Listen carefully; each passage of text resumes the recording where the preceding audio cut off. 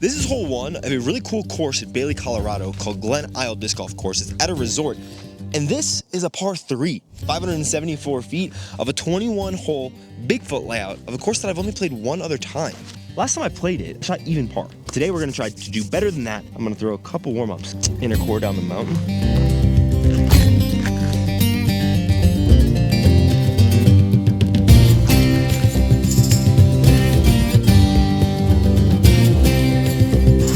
See how this function does. The wind is kind of ripping right now.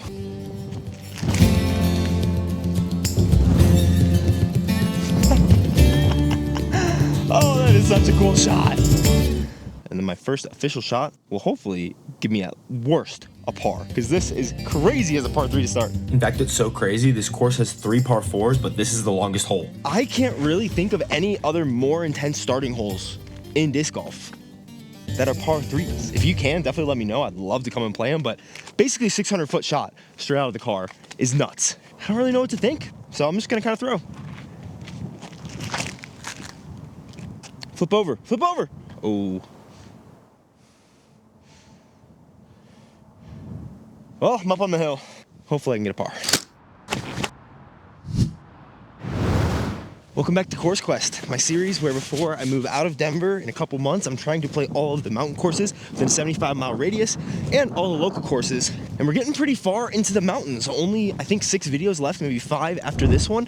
And I should be able to get them all filmed this month before the snow really starts coming down. And the point of this series is to try to shoot 1,000 rated at all these courses, which is about 250 on UDisc. And we use the UDisc rating for our leaderboard over here and give the courses a scorecard based off of a bunch of different factors. Some of them a little more factual, and then the last one, just kind of my opinion. Would I want to come back and play it again? This course, I have not come back and played for a long time. And in that time, I actually called the owner, because there's a new sign up there that says, hey, call them to reserve a tee time, because apparently they've been having people not treat their property very well. And was totally fine to have me play the course, paid the $10 pay-to-play fee. But he let me know that since I've been here before, since I told him I was here a year and a half ago, they've updated a decent bit.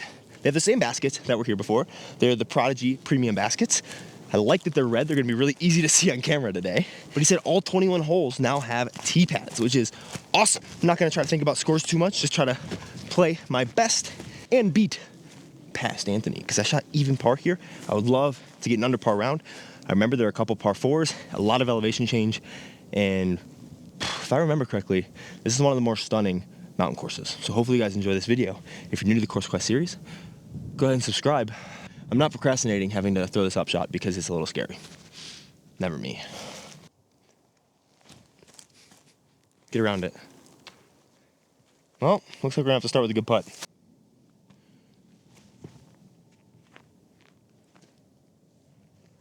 No fade, what the heck? Oh, that was a good catch. That was pushed right. Thanks, buddy. I do have the course all to myself today. So far at least, which is pretty sweet. And hole 2 is 208 feet right there. I remember there being a ditch to the left that I found myself in, and I've never done it this early. But in this series, I give myself an ace run hole, which I've not utilized yet, where I throw 5 shots. The first one counts unless I ace, and then the ace counts. This will actually help me determine some things. I'm debating putting this pretty sweet inner core in the bag that maybe you guys can get your hands on later in the year. Versus the Watt.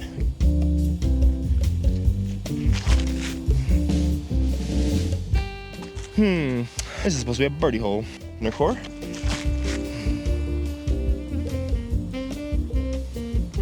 Maybe I throw that one for the rest of the day. 2. Get through there. Ah, there's some trees on this hole. And the other 2 that I'm debating changing in the bag, the Stig, I think is a little too flippy even up here in the mountains. I don't trust it enough. This is a new Prodigy disc that's coming out at Black Friday called the M5. They sent it to me in a bunch of different plastics, and it is a really good feeling, understable, shallower kind of M4 mid, similar to an Origin feel. And this stamp is really cool, and my daughter really likes these, so I put it in the bag against the Stig. But I think this is actually going to replace the Stig because I feel more confident with it already. Threw one warm up with it. See, I think the Stig would have flipped a little more, and throwing that soft, I'd rather it not. I just kind of misreleased the shot.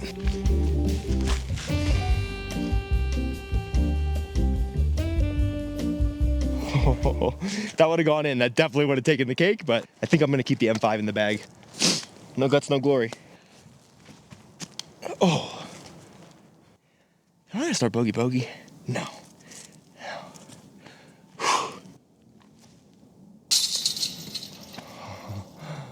Oh, guys, no bueno, Senor Prodigy. It was a little left side, but I thought I made that putt.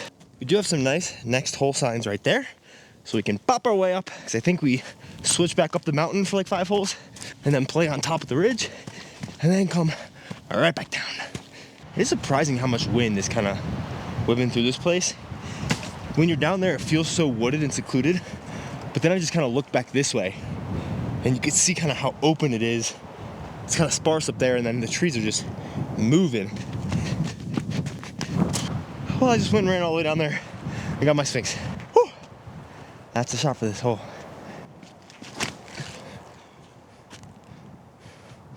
Skip up there. Oh no! No! No! Oh, good second tree. This shot I'm about to throw is the perfect example, and I'm sure it's mostly psychological. But the Stig in my hand, maybe because it feels a little faster than a mid, is not something I'd want to throw here, even though throwing that hyzer, ooh, with this tree in the way is a little tricky. Actually, I patent penned it. But that's the play. Throwing a hyzer for me is a comfortable angle up the hill. For some reason, the Stig I feel like is either too flippy or too fast. So I'm gonna throw the M5 and hopefully get myself a nice look for birdie.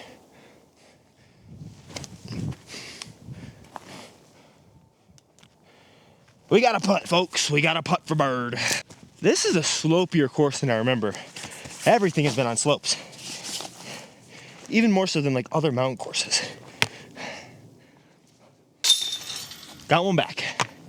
And again, hiking up. Whew. A 4. 210. Super slopey green. So it's like a green you would love to land a forehand kind of angled. I think there's enough shrubbery up there to stop a backhand. So I think we're gonna throw the inner core. Little headwind. I wanna finish up left of the basket, so if it does roll a bit, it's rolling towards it instead of away.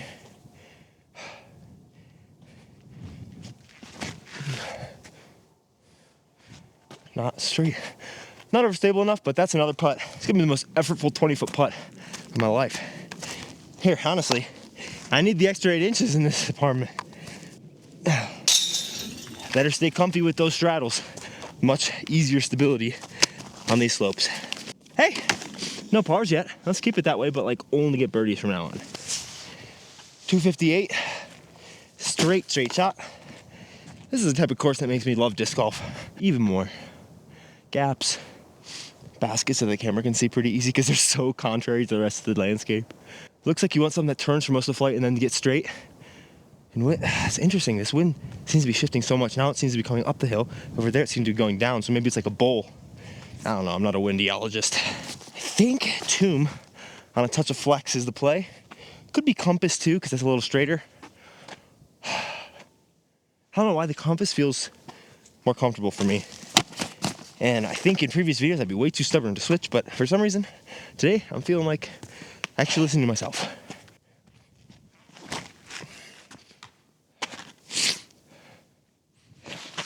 I think listening to me was a mistake. Get to practice my scrambles. I take back what I said on the last hole about not getting any pars. I really want a par here. Okay, I have chicane, an MD5, which is a little more stable. I put it in the bag. There's a straight gap right here, which is so silly to do, but the best line. That right tree in my head is so close to the middle of the fairway. So I'm just telling myself I have enough room to flex it inside of that tree and hit the line. So I'm gonna throw the MD5. I put this in the bag, it's the last change for the Swarm, because the Swarm I think was very overstable, and this was also very overstable, but not quite as overstable as I wanted in Denver. So I think switching them will give both of those bags what I want from them. Come on. Yeah, I think it could also just be psychological. Maybe they are similar, but in my head, I would have had to flex the Swarm so much more, and that's a more comfortable shot. So I'm trying to change bags to account for either the real differences that I see or the idiosyncrasies in my head. Okay, I thought I'd give myself a putt. Didn't expect it to roll down for me. Maybe that's because I'm filming with Lucas Carmichael for our practice round for the Beaver Ranch tournament. Put that in the bag maybe partially because of that too, but I think it is just trying to get the right stabilities. The more I throw the discs, I'm open to take him down in the practice round, which video will come hopefully Sunday with his own disc. We're gonna hang out and down some fuel for the day.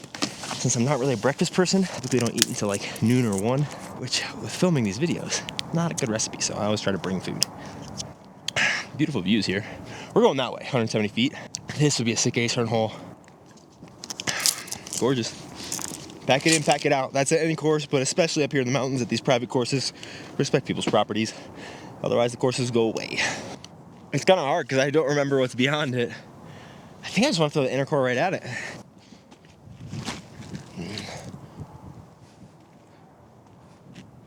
Oh, yeah. Oh. That's a good result for not making that putt. I am not mad at that. Showing an even par. I really think for my sake, I know it wouldn't be like the 250 rated round, but anything under par I'd be pretty happy with right now, getting back into the series. 415 feet though, straight headwind, straight down the mountain. Jeez, it is just blowing straight uphill. I think one of the MVPs of the series that we have yet to throw so far is the Broadbird. Still has a sticker going strong. I think throwing it kind of at the left side of this gap on a little turn will have it hold. I think you just want a straighter disc, or honestly, I'm gonna throw it on a forehand with the goal of getting a 3. If I get a 2, that's great, but trying to get a 3.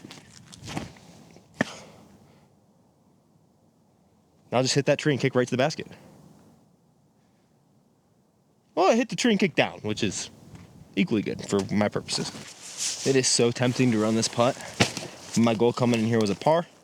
Let's leave with it.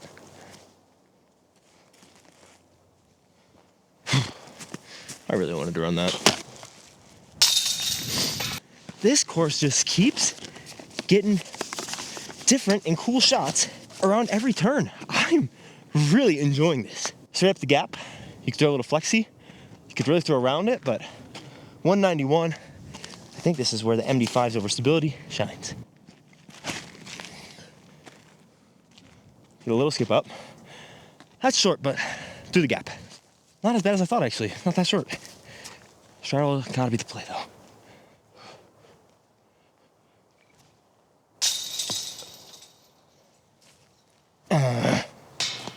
No! Okay, cannot seem to find my way under par here. Now is the time. 244 feet. Drop off behind. Looks like, I don't think those are Mandos, but this is like the Viking hole. I don't know exactly why, but MD5 I think could work. But because it's been an MVP and has yet to birdie, and we are even through 7 more than 3, it's the Broadbird for me. Found a way, buddy. Okay. That was atrocious, but it was doing something.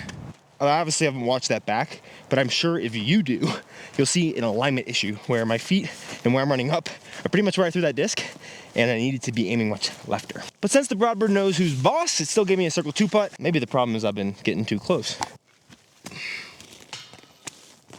Not the problem. You can see a little red peeking out over there. Nice downhill shorty. Getting a little desperate for birdies. Good thing, 21 hole course, I got 11 to play, and I'm even par. Looks like the best shot is just a pushing hyzer through this right gap with a putter. Oh, get off of it. What?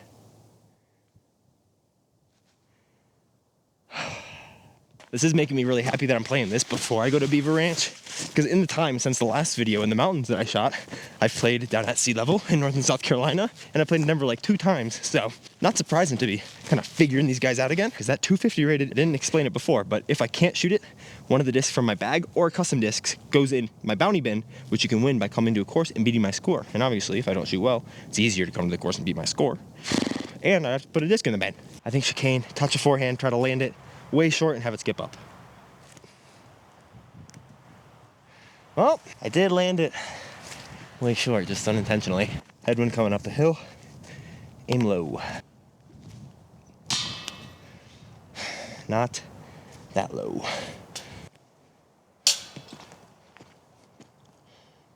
Deserved. Hole 12 looks pretty sick. 387 feet, kind of a turnover shot, or a flip up forehand. I think this I-blend Emperor is flippy enough that I can throw it. Honestly, I'm debating throwing the Alva, but I think if I just throw this on a touch of hyzer, there's a headwind here, so it should stand it up, and even if I finish right or down the hill, it should be easy par. Oh man, I gotta find my birdies. This is starting, it's not quite dire yet, but it could get there soon. Stay through that. Yes! No! Okay, that was on a good pace. At least it sat pretty. Probably just the chicane.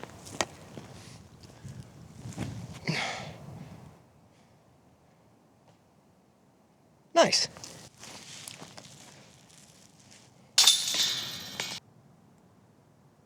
Did I miss a hole? This whole round's a sham. I skipped hole 9. Oh no. I'll play it before I play 21. It's not super close, but it's close enough. Well, 400 feet right down there. Beautiful hole. Inner core, M4. You just have the low ceiling. It's the only thing I'm worried about, but I think inner core is the play. No! Come on! Just wanted to set me up for the highlight. I can appreciate that. This will be crazy.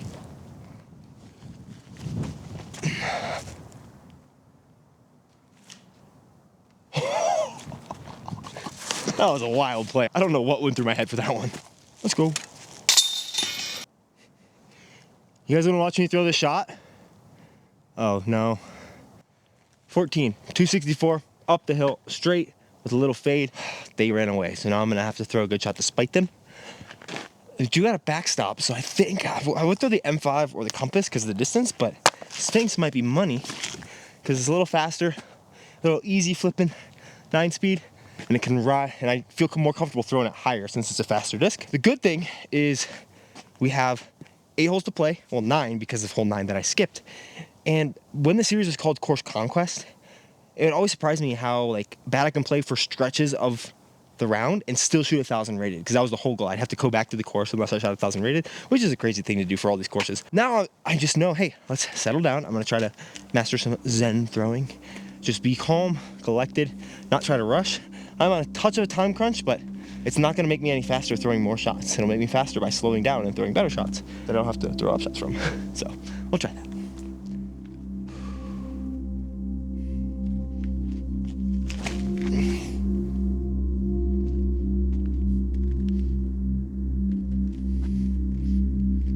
Zen. 245 up the hill.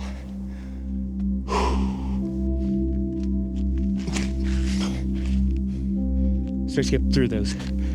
That's good enough. Please, sir, can I have a birdie from outside the bullseye?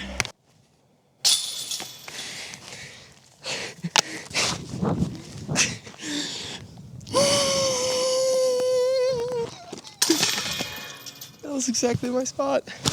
I cannot get under par for the life of me. It's all right, Zen. This big hyzer looks really enticing. You know what? I'm gonna do it.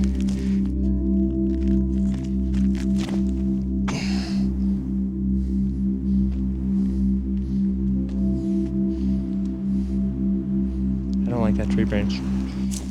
Bit of a gambling man's shot there. But I got a putt.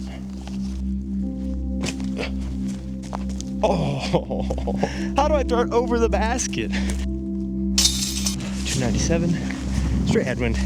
Broadbird, because if I hit it by that tree, it'll skip forward because it's going downhill. It'll also skip up, but not too far up because of the grade of the hill. It'll kind of straighten it out.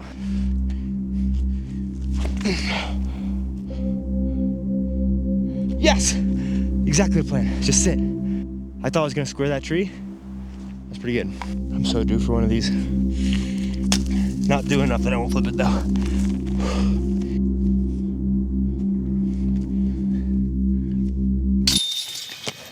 Hole 21 is a sick downhill par 4. Definite eagle chance. So let's get a couple birdies, finally get under par, and then eagle that one to finish with a solid round. More Zen, less talking, better throwing, and getting back to that hole that we skipped. That's the recipe for success.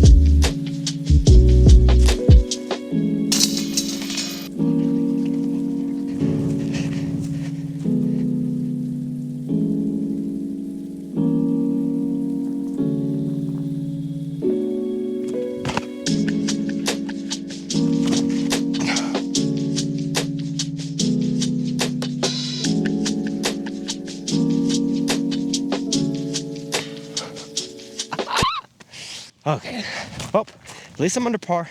Let's try to get to 3 or 4. I don't think that'll be enough. I think I need to shoot 6 or 7. Hole 21, I believe, is an eagleable par 4. But let's go find hole 9. Come on, birdie, birdie finish. Be clutch. Sometimes it's just not your day. Could be something to do with the brow bird and the watt. Not really birdieing, and me trying to change the lot for the inner core. I don't know if that's some bad mojo. But, so this is the basket. Oh, that makes sense. The tee pad's right there. The next tee pad's right there. I somehow just missed that one and skipped up to that one. I really want to go for an eagle on the last hole, and I don't think I can get there with the broadbird.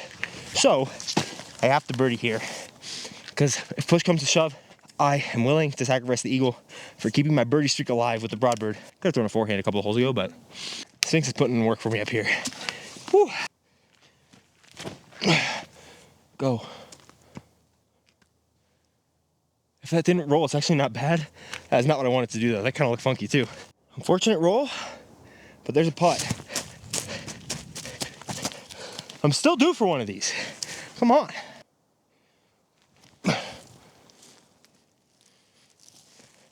Well, hopefully it didn't roll too far. Otherwise I might need an eagle to get under par. I don't see it, shoot.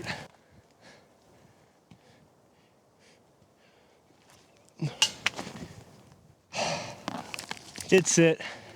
So maybe I should try to eagle with the broadbird. Not my best showing. This is kind of my nemesis mountain course so far. It's gonna be one of the easier bounties to collect. So of course you have to play it after I posted the video. All the other bounties will be listed down in the description for what you have to do for the scores you need to shoot to win them versus the ones that have been claimed, which is only one so far. This course, I will say, cost definitely only $1 sign. Incredible value for money, I think. Nothing really crazy stuck out to me the first time I played this. And I don't know if it's because all the courses felt so much more challenging for me when I was first playing it. I would love to come back here and try to shoot under par, but that'll likely have to be for a future year and a future me. But for shot shaping, I'm gonna have to give it a 5 out of 5. You can throw any shot you want here. Forehands, backhands, gap shots, short shots, long shots. This is the first 5 out of 5. There are a couple par 4s. It'd be great if there's a par 5, so like maybe 4.9, but I basically only do halves. So it's gonna be a 5 out of 5. X Factor, I'd say yes. I think it's fun having this little Viking hole. I think the elevation and the slopes that you're throwing on every single hole are just intense. And a couple nice par 4s with how tricky everything is really sweet. Accessibility is gonna have to be a 1, too much up and down and really long. Getting here is fine, but this is testing my fitness as well as my disc golf game, both of which have not been on point today. So amenities, I'd say maybe a 3. Tee pads are really nice. They're all level. They've been put in recently. I don't love the baskets, but that could just be a personal thing. You know what? I'm not throwing well anyways. It would be silly for me to try to eagle because I'll probably just end up with a birdie, so I might as well keep the streak alive and throw a banger shot with the broadbird way over the top. If I really get a hold of it, I might be able to eagle it. But my overall score for this place, I'll tell you after I eagle this hole. And if I don't eagle it, I'll still tell you, don't worry. 555, looks like a flex forehand.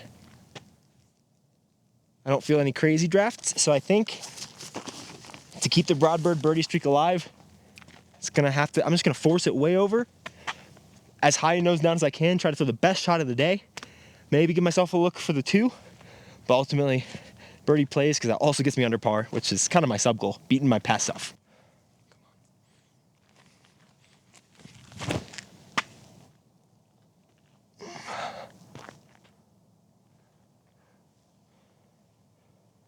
Not really close, but it should be a simple up and down birdie.